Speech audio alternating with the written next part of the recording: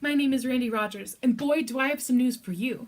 It's possible that we're just brains that have randomly fluctuated into existence due to fluctuations of entropy in a universe much bigger than our own. A physicist named Ludwig Boltzmann gave us an equation relating the amount of disorder in a system, called entropy, and the number of ways that the atoms and molecules in the system can be arranged.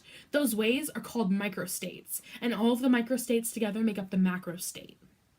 Boltzmann argued with the second law of thermodynamics, which is that the entropy of a system can never decrease and it goes to a maximum with time. He argued that it was simply a result of the fact that we live in a world with particle collisions, which make disorder much more likely than order.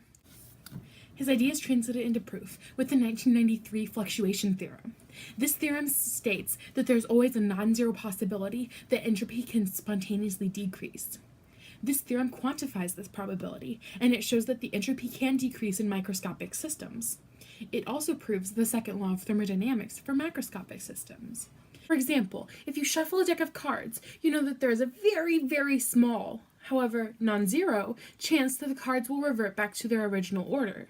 It's much more statistically likely that a little set of cards within the deck of cards will go back to the original order.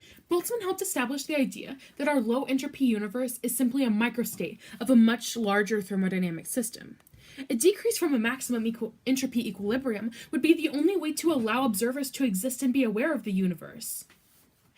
And a thermodynamic equilibrium would not support life.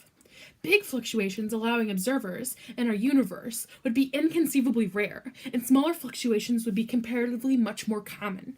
With this being said, it would be much more statistically probable for a disembodied brain to spontaneously pop out of the chaos with a false sense of existence than for humans with intelligent life and experiences to evolve. The number of brains that would randomly form from the chaos should overwhelmingly outnumber the supremely unlikely evolved brains. The random brains are called Boltzmann brains. Kind of like what Lawrence Schulman said, it's much more likely and it's much smaller of a fluctuation for a Boltzmann brain to pop into existence and fabricate a sensation of watching this video than for you to have actually evolved and clicked on it and watched it. The Boltzmann brain paradox is that any observers are much more likely to be Boltzmann brains with a false sense of existence than real people with real existences and memories. 10 to the 10 to the 50th years is the amount of time hypothesized that it would take for a fluctuation large enough to create our universe would occur. But the universe is only thought to be 13.8 billion years old, and yet here we are. That, if nothing else, should clue us in on how absolutely astounding our universe is. Try to remember that while you're deciding if you're a Boltzmann brain or not.